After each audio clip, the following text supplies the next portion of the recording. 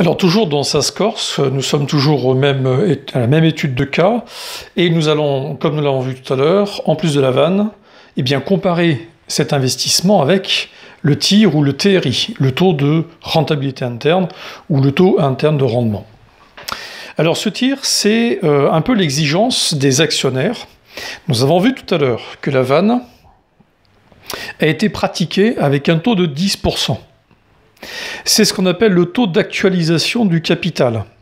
Ou c'est ce que, et il faut l'intégrer, c'est ce qu'on appellerait le coût du capital également.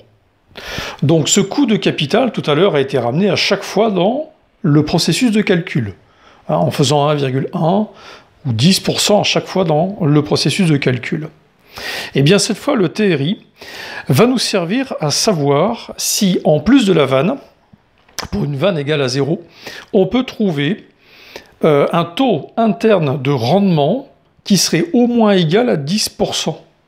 Ça voudrait dire que dans ce cas, que nous récupérerions de cet investissement au moins le capital, si c'était égal à 10%, au moins l'actualisation donc de ce capital des flux nets de trésorerie.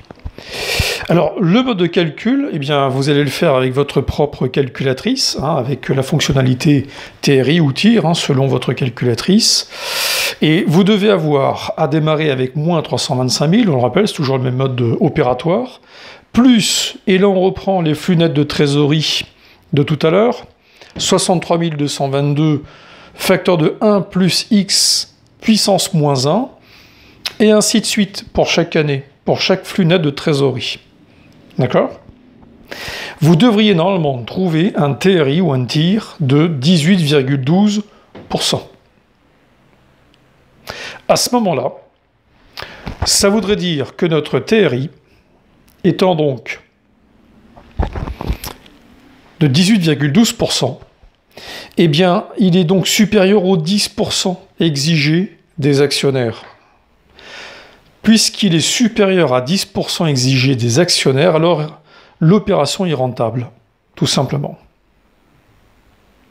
Alors voyez-vous, c'est un agrégat financier qu'il faut connaître et maîtriser, parce que nous avons besoin de savoir, et c'est d'ailleurs le plus probant dans les indicateurs, nous avons besoin de savoir si le rendement en interne, en lui-même, exigé des actionnaires, sera vraiment égal à ce qu'ils veulent, à ce qu'ils attendent de cet investissement. Alors voilà pour ce qui est du TIR. Si vous avez trouvé 18,12%, c'est bon, on est bon.